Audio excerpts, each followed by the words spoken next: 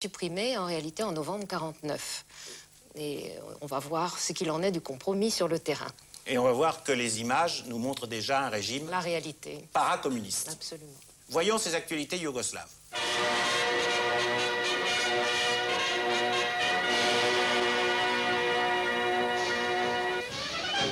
13. maja 1945. proslavljen je u Zagrebu Dan pobjede. Štabovi prve i druge jugoslavenske armije, članovi glavnog štaba Hrvatske, članovi Narodne vlade Hrvatske te članovi sovjetske, američke i engleske vojne misije prisustvuju svečanom defileu trupa pobjedničkih jugoslavenskih armija.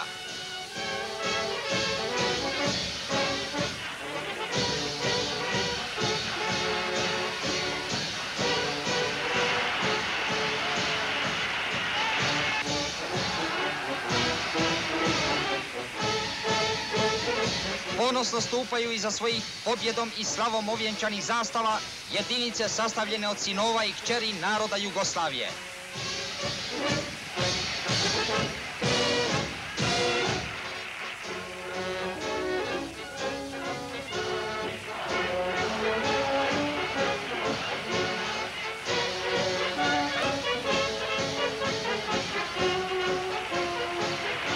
Čovječanskim naporima u teškim i krvavim borbama stvorili su i zapečatili ovi junački borci bratstvo i jedinstvo naroda Jugoslavije za sva vremena.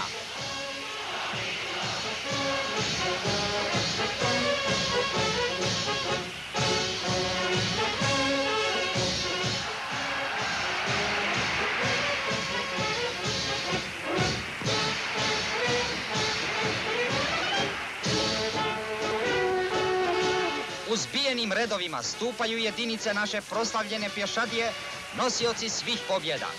To su gordi i prekaljeni borci iz Srbije, Makedonije, Hrvatske, Slovenije, Crne Gore i ostalih krajeva nove Jugoslavije. Catherine Samari, quelles sont ces autres régions et pourquoi cette sélection? Je ne sais pas, les régions non mentionnées explicitement, c'est d'une part les provinces à l'intérieur de la Serbie, c'est-à-dire la question du Kosovo, et de son statut dans la future fédération yougoslave, voire confédération balkanique. Mais c'est surtout la Bosnie-Herzégovine, qui est la 6e république, manquante dans l'énumération, et c'est d'autant plus étonnant que c'est le lieu de résidence, si on peut dire, de l'état-major des partisans, là où les luttes ont été d'ailleurs les plus violentes, parce que la Bosnie-Herzégovine était intégrée dans la grande Croatie oustachie-fasciste, et que Tito a voulu, en organisant en république la Bosnie-Herzégovine, à la fois reconnaître une réalité historique, mais en même temps équilibrer, disons, la situation entre les nationalistes croates et serbes, qui l'un comme l'autre nient la réalité historique de la Bosnie ou veulent se l'approprier. 13-godišnji borac Dušan nosi pušku već 3 godine i odlikovan je ordenom za hrabrost.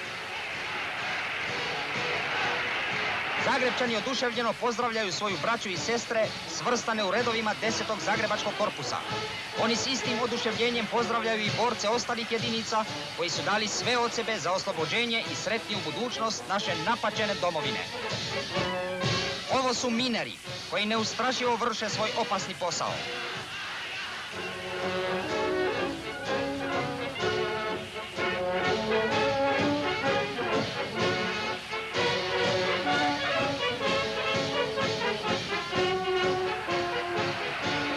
Iako su do zadnjeg učestvovali u teškim borbama, na njima se ne vidi umor.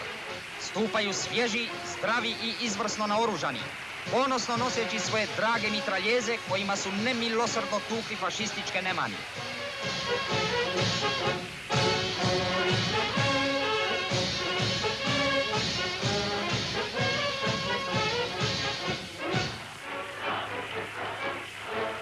Prva konjička brigada koja se herojski borila u Sremu, Slavoniji i pred Zagrebom.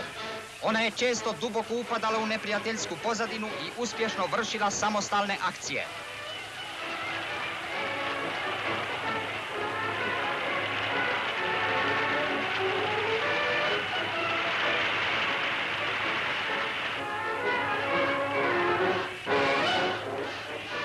Jedinica za vezu, biciklisti.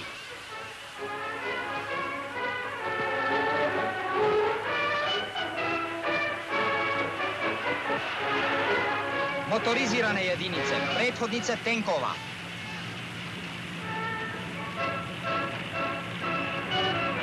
Laka i teška artiljerija.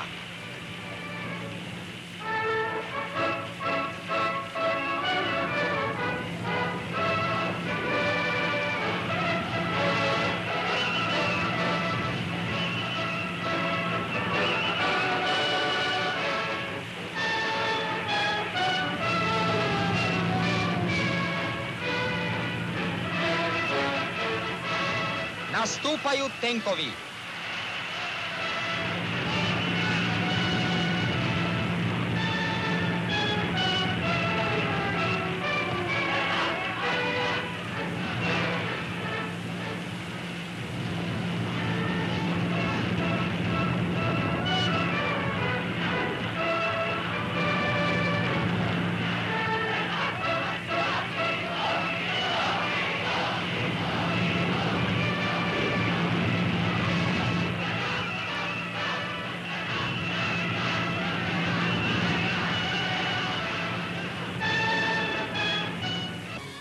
Vladimir Nazor je došao. On je to živ i zdrav i kako sam kaže zdraviji nego ikada. Zagreb se razveselio, Zagreb je razdragan. Burna radost potresa srca Zagrebčana gledajući ponovno u svojoj sredini velikog sina hrvatskog naroda.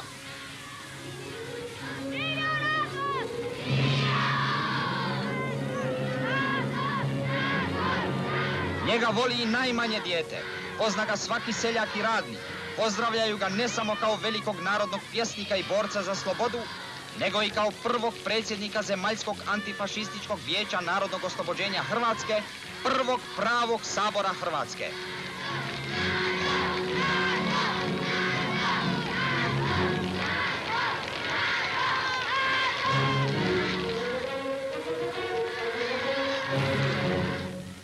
Vous ne trouvez pas, Catherine Samary, que l'humeur de ces images est un peu soviétique?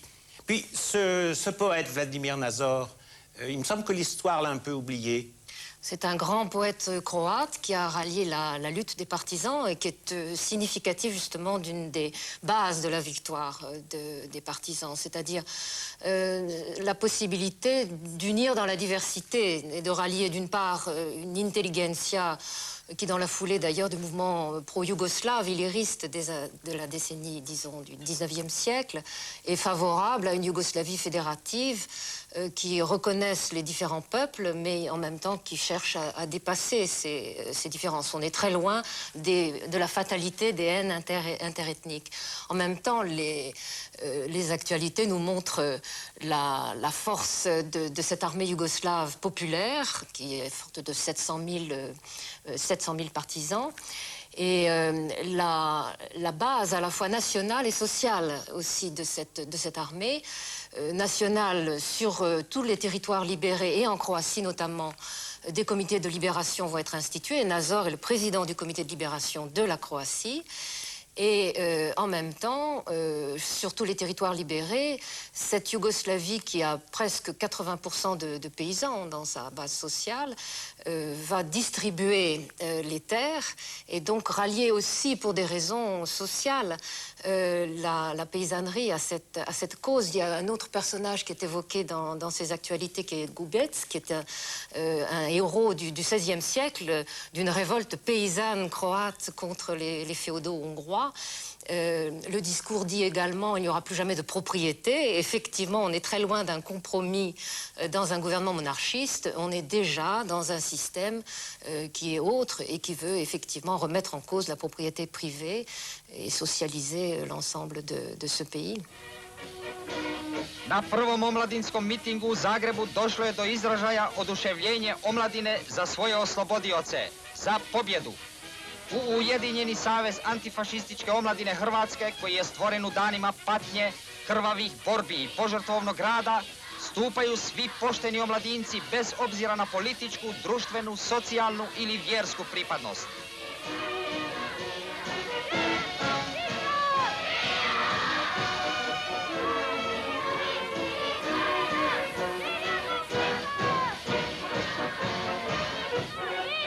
Ogromna dvorana radničke komore nije mogla primiti golemo mnoštvo omladinaca i omladinki koji su došli da čuju riječi svojih starijih drugova i rukovodioca. Major Slavko Komar, predsjednik Ujedinjenog saveza antifašističke omladine Jugoslavije, poziva omladinu da nastavi borbu za obnovu domovine. Drug Pirač pozdravlja omladinu Zagreba u ime Zagrebačkog korpusa.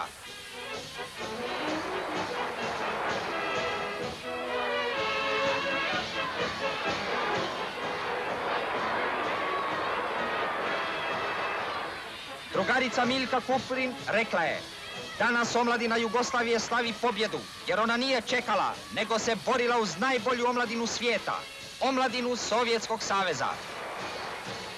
Drugovi i drugarice, budite nosioci bratstva i jedinstva u vašem gradu, u vašoj demokratskoj federalnoj Hrvatskoj, rekao je drug Suleman Mehmet Pašić Sule u ime muslimanskih boraca. Drugarica Sofija Jović u ime Srpske antifašističke omladine ističe: u teškoj zajedničkoj borbi iskovano bratstvo i jedinstvo srpske i hrvatske omladine treba da bude jamstvo da se staro više nikada neće ponoviti.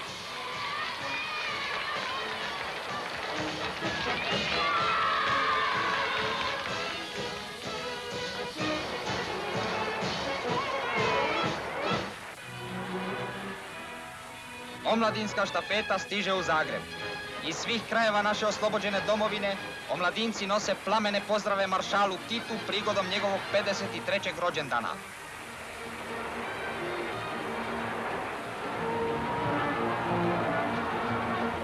U Zagrebu su se sastale štafete koje su krenule iz Dubrovnika, Rijeke, Čakovca i Trsta.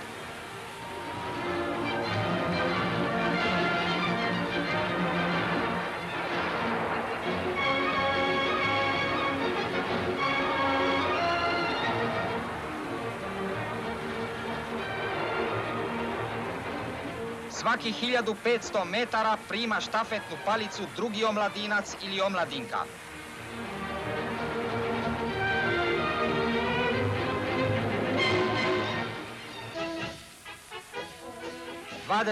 Maja 1945. godine stigao je u Zagreb narodni heroj i maršal Jugoslavije Josip Broz Tito. Narod se skuplja na historijskom Markovom trgu na kojem je pred 372 godine mučeničkom smrću poginuo borac za narodna prava Matija Gubec. Maršal Tito je između ostalog rekao: nova Jugoslavija gleda u radnicima svoj snažan stup, jer radništvo, seljaštvo i poštena inteligencija moraju dati sve od sebe kako bismo našu zemlju što prije izgradili. Seljaci u Jugoslaviji ne trebaju se bojati da će biti zapostavljeni na račun neke gospode, kad znademo da u Jugoslaviji više nema i ne smije biti gospode, već građani koji će bilo fizički ili intelektualno raditi.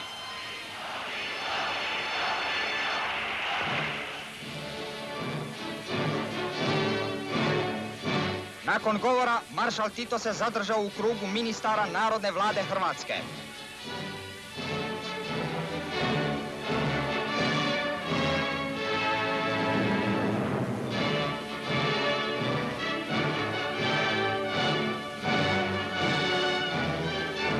Seljaci iz Bukovca došli su da pozdrave i iskažu zahvalnost svom dragom maršalu, drugu Titu.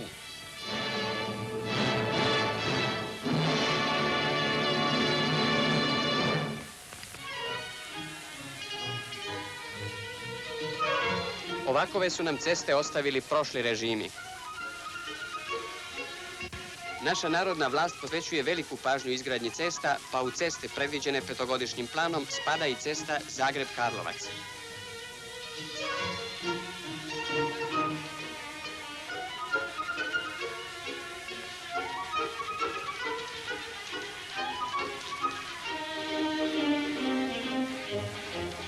Oko 1200 radnika iz raznih krajeva Hrvatske radi na ovoj cesti.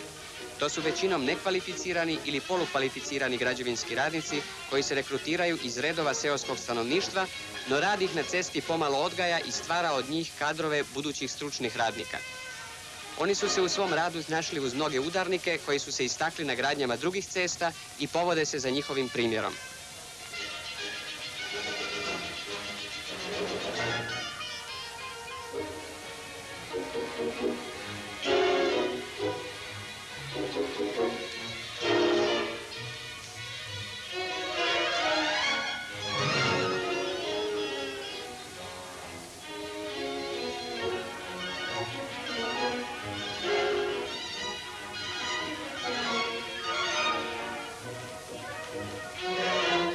Radovi su na cesti vrlo različiti. Sijeku se šume, probijaju se usjeci, ublažuju preoštri zavoji i strmine i cesta se gradi prema potrebama modernog prometa.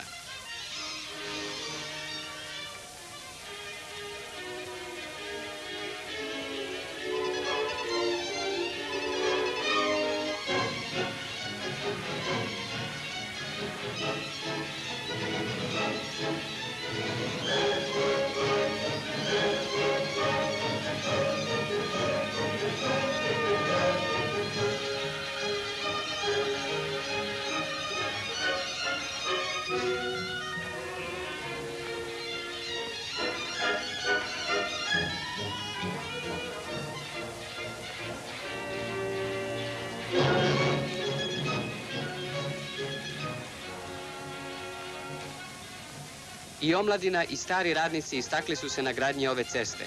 Omladinac Mirko Miković, kome ima tek 15 godina, upravlja vješto i stručnjački s 2 stroja, a udarnik Zlatko Pap, rukovodilac radova na dionici Rakov potok, primjer je srdačne i drugarske povezanosti koju između radnika i rukovodilaca stvara njihovo zajedničko djelo, cesta.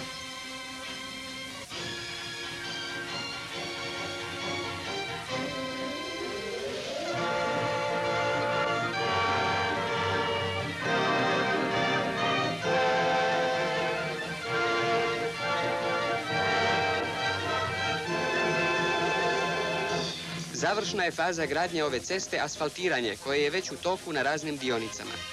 Radnici na asfaltiranju ceste Zagreb-Karlovac radili su već gotovo na svim našim novim asfaltnim putovima.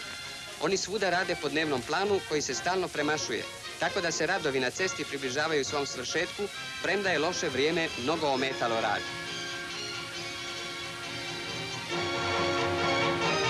Cesta Zagreb-Karlovac, koja će još ove godine biti predana prometu, je 6 metara široka asfaltirana cesta.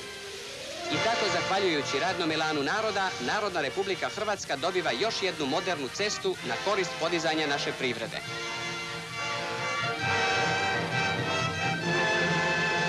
Catherine Samary, la construction d'une route n'est jamais politiquement innocente.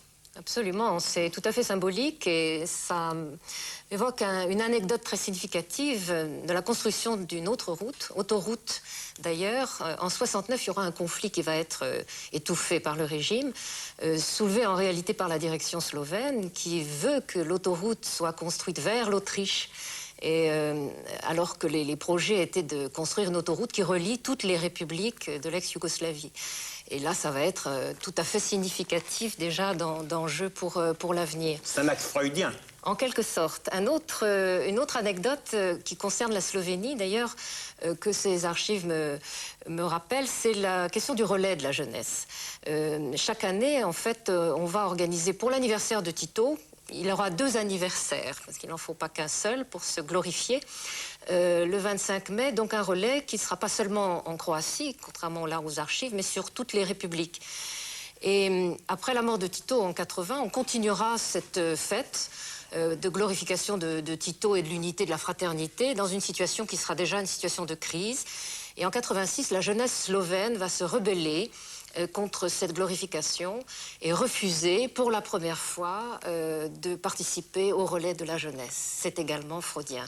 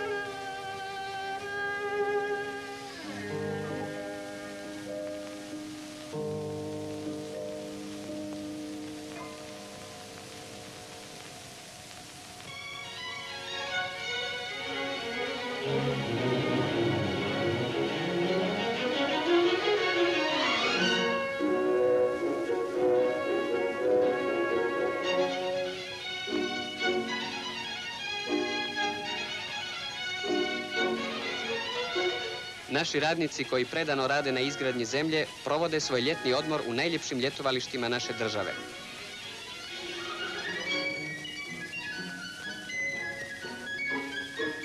Grupe sindikalno organiziranih radnika stižu na Jadran da se odmore i da prikupe snage za daljnji rad.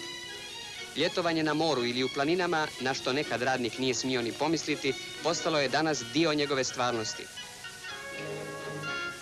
U ljetovalištima Narodne Republike Hrvatske odmaraju se i radnici iz drugih federalnih jedinica, naročito iz Srbije i Slovenije.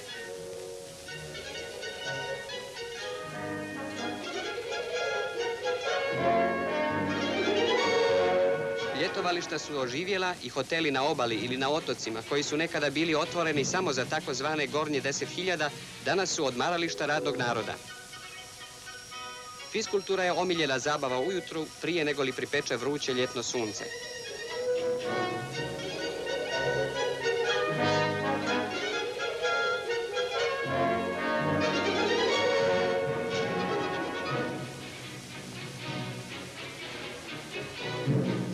A poslije da se osvježe idu radnici na kupanje.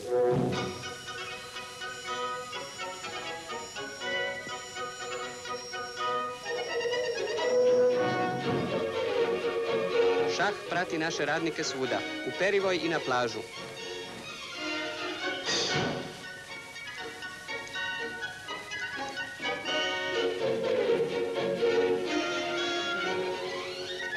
More je izvor radosti i veselja za plivače i neplivače.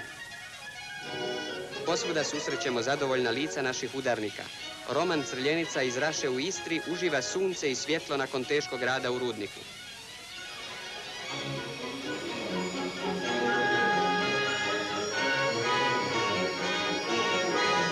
Prije povratka kući valja ponijeti uspomenu na ugodno proveden ljetni odmor koji daje novi polet za rad.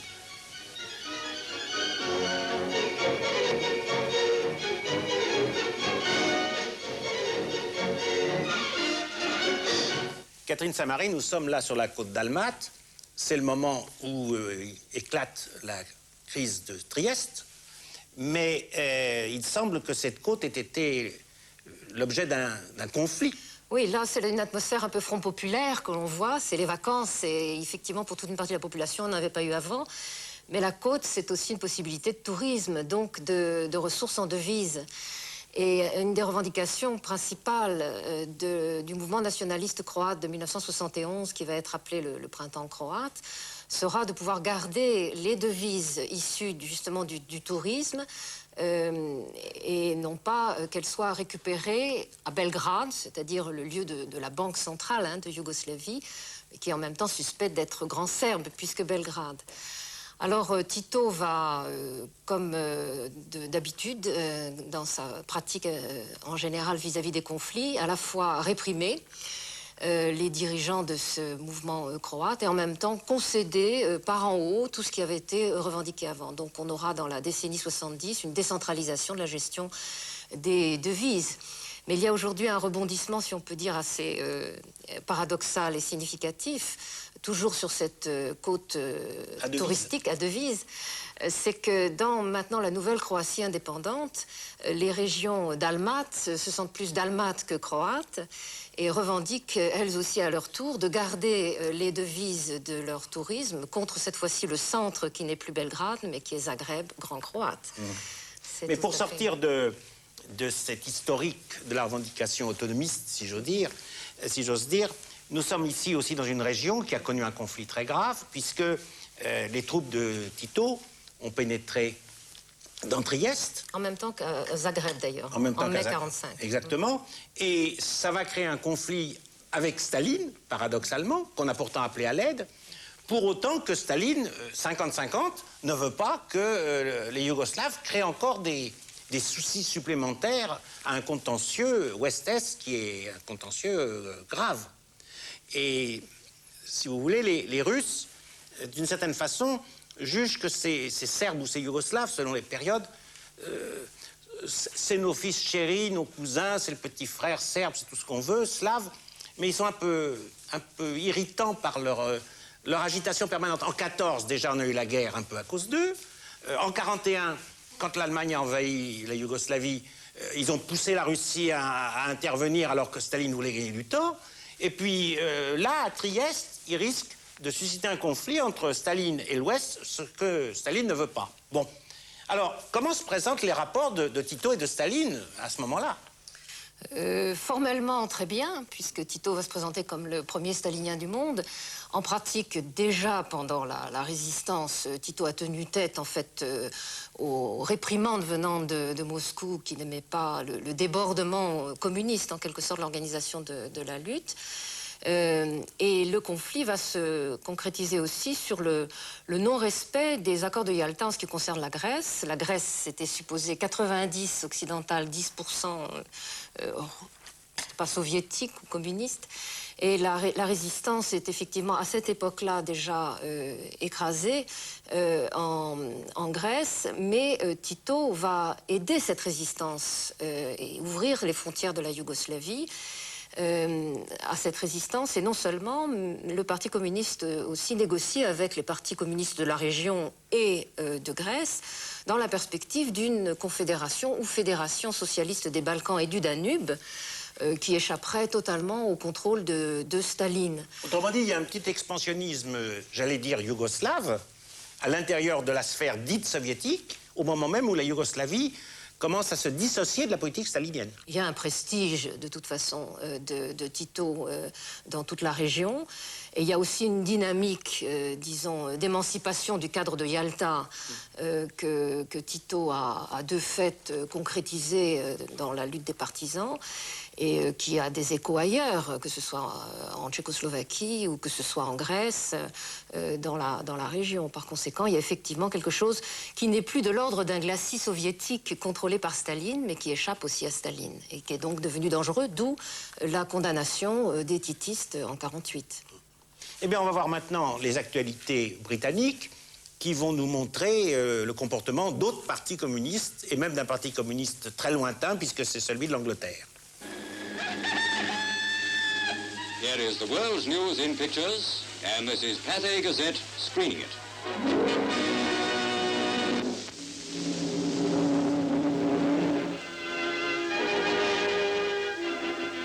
Quiet opening to the world's greatest crime story. The Allied War Crimes Commission begins its sittings in London. Lord Wright, the chairman, opened the proceedings. This is the first time newsreel cameras have been allowed inside the law courts. Contrast this orderly procedure with the macabre scenes in Milan, where the bodies of Benito Mussolini, his fascist accomplices, and his mistress Clara Petacci were kicked and spat upon by a seething crowd. From Milan, Mussolini began the march on Rome, which lifted him to power. In the same city, his story ended in this frenzied crescendo of hate and degradation, his body hanging from the roof of a petrol station.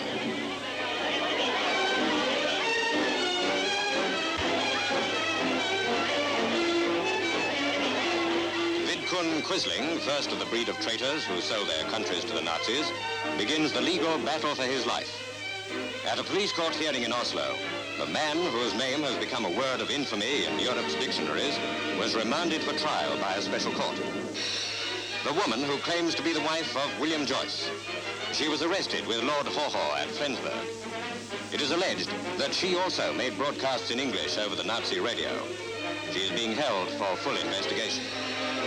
Joyce himself, shot through the buttocks, arrives at a British military hospital near Lüneburg. British soldiers get a look at the one-time black shirt who used to come over the air with his sneering, "Germany calling."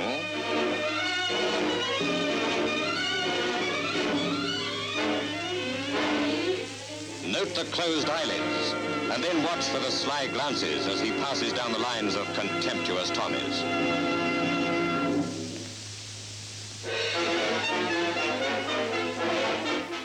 Catherine Samaret, on l'appelait Lord Ho-Ho. C'est un nazi anglais qui vivait en Allemagne, un peu comme Ferdonnet chez nous, en France. Et on l'appelait Lord Ho-Ho parce que pour ne faire passer la propagande nazie, il prenait un accent anglais et il disait toujours Ho, Ho. Et le jour de la mort d'Hitler, il a envoyé un message, il a dit ben, maintenant vous n'entendrez plus parler de moi, n'est-ce pas? Bye bye. Et puis voilà, c'est tout. Humour anglais sur fond nazi.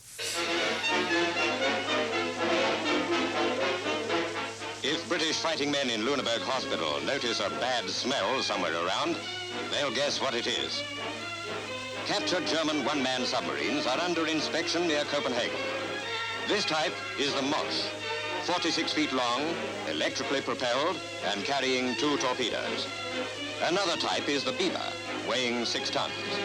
They also carried 2 torpedoes and had a range of 100 miles.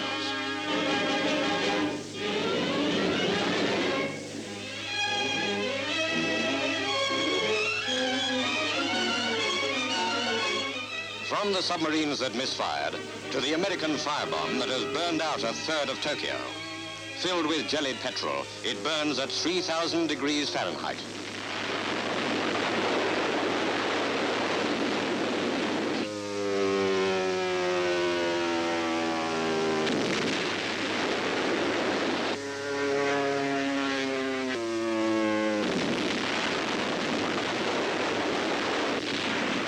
Sea off Okinawa, the American Navy, with which British units are cooperating, fights it out with Jap planes. Sea and sky erupt with flak and flame in this furious fight to the death.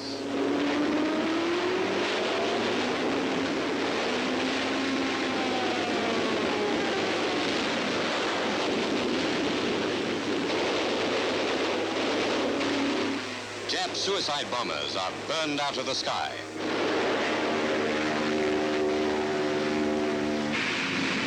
American aircraft return to their carriers. A damaged fighter lands in the sea. Its crew was picked up later by a destroyer.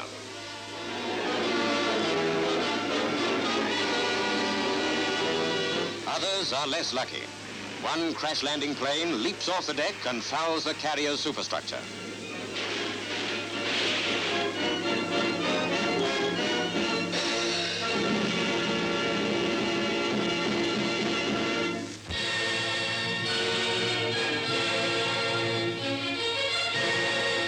The starved, rickets-ridden bodies of this Dutch family are witnesses to the treatment the Germans meted out to our friends in Holland.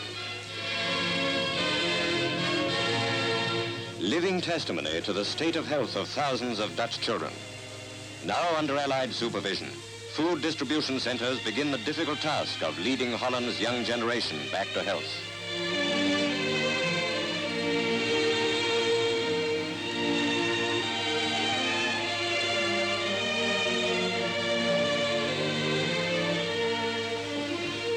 Seyss-Inquart, Nazi Gauleiter, was largely responsible for conditions in Holland.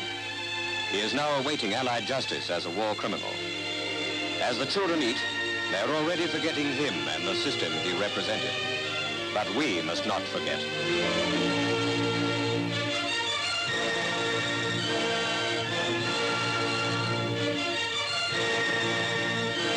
A prayer of thanks and hope that they will never again feel the pangs of hunger.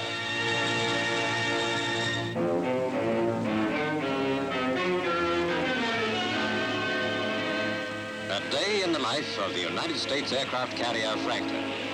A story of appalling disaster and magnificent heroism.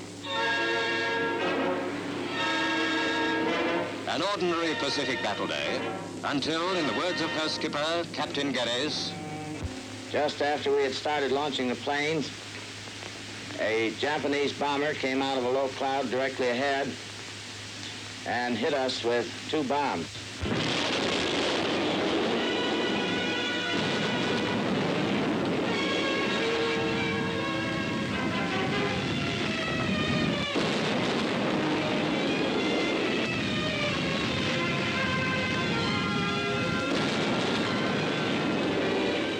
The first blast set fire to the petrol tanks containing 100-octane spirit.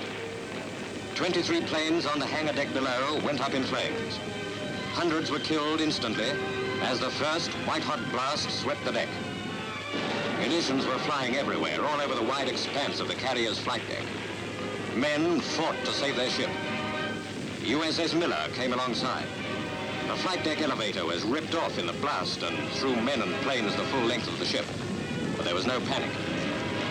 Survivors looked after the scores of wounded. More than 1,100 men were lost or injured. Probably the greatest loss on any American ship in the war. Wounded were being transferred to the USS Santa Fe when another terrific explosion shook the Franklin.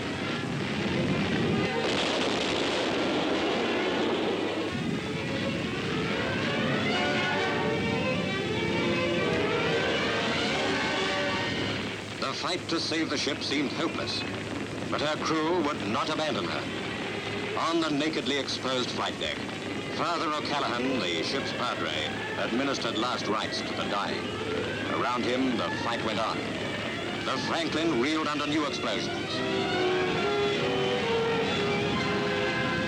No man aboard knew when the next explosion would occur. The flight deck was a shambles, scarred and blackened. Below were huge petrol tanks, torpedo racks, ammunition magazines, and the ship's own fuel supply. An aircraft carrier is the most vulnerable of all ships to attack, and most explosive and inflammable when hit. Men already exhausted and weary of the struggle kept on in face of almost certain death. They would not give up. They would not give up the ship.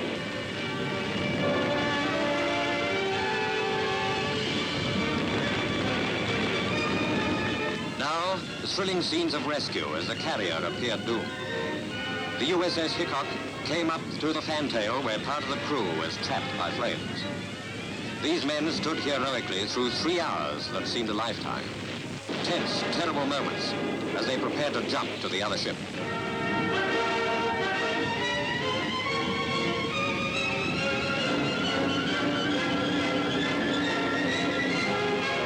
It was early afternoon before the fires were brought under control. The Franklin still floated.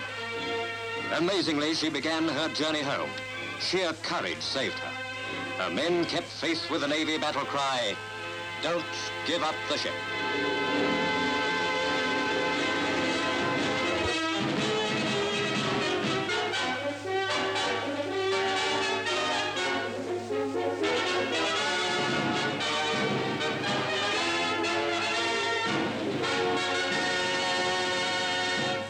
We communists are fighting for a new Britain, where the nation's resources are used to satisfy the needs of the people.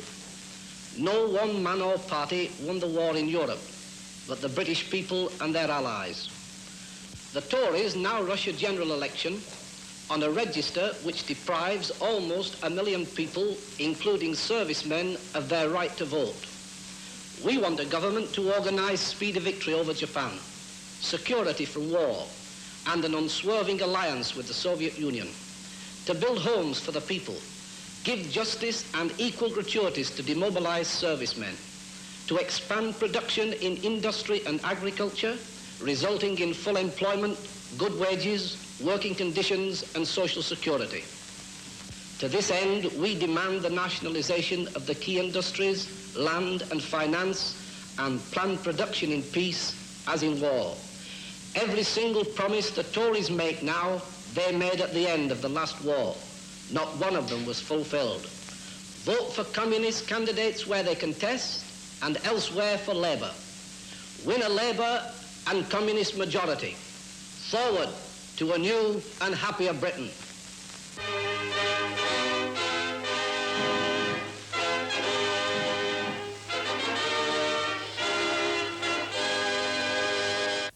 Catherine Samary, ce parti communiste anglais, propose une planification de l'économie britannique. C'est quand même assez intéressant de voir que du système soviétiste ou soviétique, ce que l'Occident a retenu finalement, ce sont les plans. Et puis, on peut se dire aussi que la fonction des plans dans le cadre anglais n'est certainement pas la même que dans d'autres pays, parce qu'il ne vient pas à l'idée de Polite, si on planifiait l'économie britannique, de passer au communisme. Qu'en est-il ailleurs, vous qui êtes une spécialiste de ces problèmes du marché, de l'autogestion, des plans? Oui, que ce soit d'ailleurs en Grande-Bretagne ou en France, les nationalisations et la planification va servir la cause, là non pas d'un changement de système, mais de la reconstruction du système capitaliste sur la base d'ailleurs d'une pression externe, interne, sociale quand même, et d'une certaine peur du communisme. Donc il va y avoir, bien sûr, pas simplement défendu par les communistes, mais aussi par la bourgeoisie elle-même, des plans incorporés à un système principalement privé. Cette politique ne vise pas une rupture et le Parti communiste français, pas plus que britannique d'ailleurs, ne remettra en cause ce qui sera la ligne officielle à partir du retour de Thorez de Moscou en novembre 1944, c'est-à-dire la ligne de l'Union nationale derrière de Gaulle. Cette ligne qui passera en 1945, en janvier 1945, sous la forme aussi au plan politique du slogan « Un seul État, une seule armée, une seule milice ». Donc il ne s'agit pas de rupture, il s'agit bien de respecter le cadre qui va être celui de Yalta. Et cette politique-là sera critiquée par le Parti communiste yougoslave en 1947. Il dira explicitement que ses camarades français ont eu tort de s'aligner sur ce qu'étaient finalement des décisions prises ailleurs et de respecter le cadre de l'Union nationale derrière de Gaulle et ne pas aller plus loin comme eux l'avaient fait. Et qu'en a-t-il été des plans ou de la réorganisation économique de la Yougoslavie, puisque d'un côté, il y a une condamnation de ce suivisme des communistes français, c'est un peu excessif comme terme, mais enfin disons qu'il y a quand même cela au fond, et que par ailleurs, Tito va néanmoins organiser une planification d'un type particulier. Ah, bien sûr. Lui, il vise précisément à briser ce qu'était la structure socio-économique de la Yougoslavie héritée de l'entre-deux-guerres, c'est-à-dire un pays dépendant des capitaux étrangers massivement agricoles. Donc il veut, sur le modèle d'ailleurs soviétique à cette époque-là, une planification hyper centralisée et une industrialisation rapide. Le paradoxe, c'est que Staline s'opposera à cette orientation en disant aux petits frères yougoslaves « Mais quel besoin avez-vous de vouloir industrialiser votre pays? Nous sommes là, le grand arrière, pour vous offrir toute notre aide. » Et derrière cette pseudo-proposition d'aide, il y a en réalité la volonté de maintenir une dépendance, y compris économique, du nouveau régime yougoslave vis-à-vis du Kremlin. Ce qui se passera dans les autres démocraties populaires. Tout à fait. Autrement dit, à vous écouter déjà depuis quelques minutes, on s'aperçoit qu'il y a un double divorce déjà entre les Yougoslavies et l'Union soviétique. Il y a ce divorce-là d'un autonomisme économique que vous venez de définir, et tout à l'heure, on a vu qu'en politique étrangère aussi, la Yougoslavie mène son propre chemin. Donc, on est déjà à l'amorce de cette rupture qui aura lieu plus tard. Est-ce qu'on en a eu conscience à l'époque ? Je pense pas véritablement, parce que ce qui était dominant, c'était l'aspect discours et fraternité apparente entre le grand frère soviétique. Pas simplement apparente, il y avait un prestige de l'URSS, même s'il y avait une certaine défiance politique de la part de Tito, qui était un fin politique et qui savait ce qui s'était passé déjà après la guerre d'Espagne et les répressions. Il connaissait... Il était lui-même menacé d'ailleurs par cette répression. Son ami Dimitrov l'avait conseillé de ne pas retourner à Moscou. Et le Parti communiste yougoslave avait été menacé sans doute de dissolution, comme Staline avait dissous le Parti communiste polonais. Donc il y avait déjà... Avant la guerre. Donc il y avait cette défiance. En même temps, le grand arrière soviétique comptait.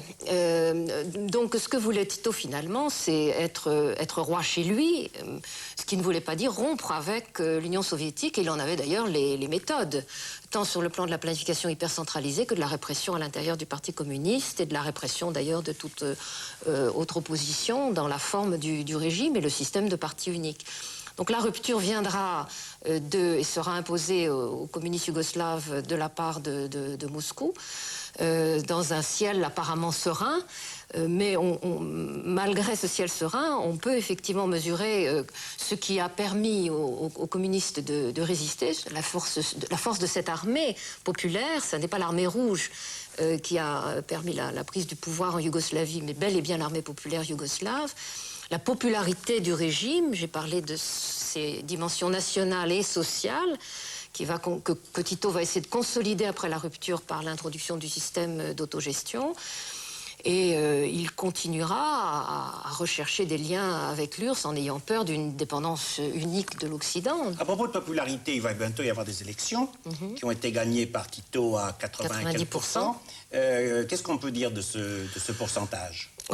Beaucoup de commentateurs ont dit qu'en fait, il n'aurait pas eu besoin de la fraude, parce qu'il y a eu des éléments de fraude.